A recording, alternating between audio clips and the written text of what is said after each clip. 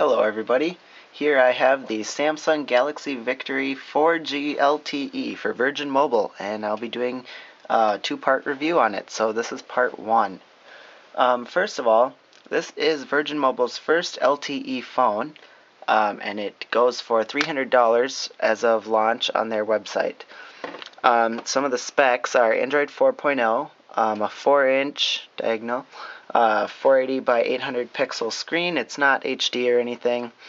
It has a 21 milliamp hour battery, and the battery, I'll just say, it lasted an entire day with good use, even on 4G LTE, and with standby it lasted multiple days. So I was really impressed with the battery, especially compared to my Nexus 4 that I use for myself. Also, it has a dual-core 1.2 gigahertz processor, 1 gigabyte of RAM, 4 gigabytes of internal storage, and a microSD card slot, but no card is included. Also, it has a 5 megapixel camera with flash and a 1.3 megapixel front-facing camera. And here's the rear camera. The rear camera also records video in HD 720p. And of course, this phone has 4G LTE on Sprint's network. Alright, so let's go into messaging here. You can see on the home screen you've got actually some things you can just swipe up: Google search, email, phone, and camera, and you can actually customize these if you go into settings.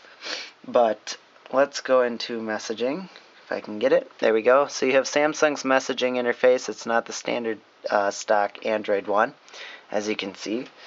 So this phone actually comes with two keyboards. It comes with the Samsung keyboard, and it also comes with swipe, and it defaults to the Samsung keyboard. So this is the Samsung keyboard, which also offers swipe-like capabilities here, as you can see. Let's type fun. Yep. And also you can just type normal. I'll type something out. I'm not a huge fan of Samsung's keyboard. It doesn't seem to work too well for me. And I've heard the same from other people. So, but you can download actually the Jelly Bean keyboard and other keyboards from the market. So, the spacebar does not seem to work very well. For some reason, I can never hit it on here. Like that, and then it does not separate it, and I don't know, in general I'm not a huge fan of the typing on here, but if you can get the typing down, it's fine. I did download the Jelly Bean keyboard and it worked just fine for me. Basically, also TouchWiz allows you to customize texting, which is quite cool. So you can go into settings and you can change the bubble style. So here you've got their example message, hello, hi. And you can change it. So the incoming messages could be like this, and you could have the outgoing, or the incoming, be like this, or like that, and then save it, and that's how your stuff will be. You can also do backgrounds. You can set it as one of your pictures, so that's one of the pictures I picked out of my gallery. Like I said, you can take a picture or take one out of images, and you can also use the standard background or different shades and colors and textures that it offers. Just like there you've got the lines in the background, but just different backgrounds, which is neat. It makes texting a little less boring and the same old of the interface, so that is nice. And that is because of Samsung's TouchWiz that it has on here. Alright, let's check out the web. As for the web, let's see here. As for the web, let's go to Phone Dog. Oh boy, freezing up. And I'm not very good at typing on this thing. .com. There we go. And loading speeds have been pretty decent on Sprint's 3G network, which I'm always happy to see because their network is not very fast. The 3G network, at least. I do get LTE in my attic, but I'm not in my attic right now. But I will have an LTE speed test later on in part 2 of the video review. Alright, we'll let this... Yep, that was pretty fast for mobile to load this page, because it's a pretty big page. Alright, well, it's almost done. Let's start pinch to zoom here. You can see very fluid, doesn't take long.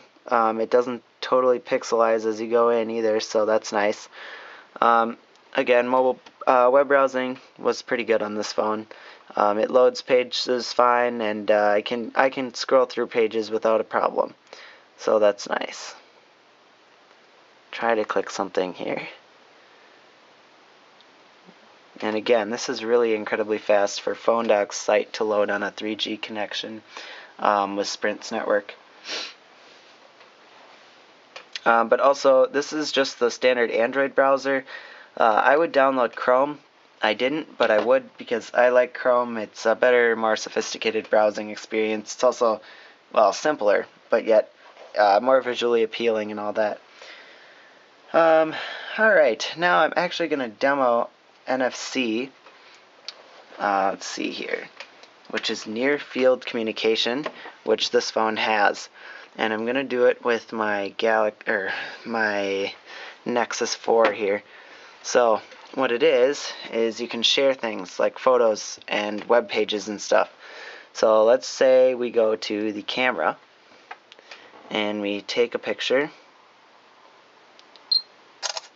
and we go to that picture, and let's just say we want to share this with our friend over here who has another phone with NFC.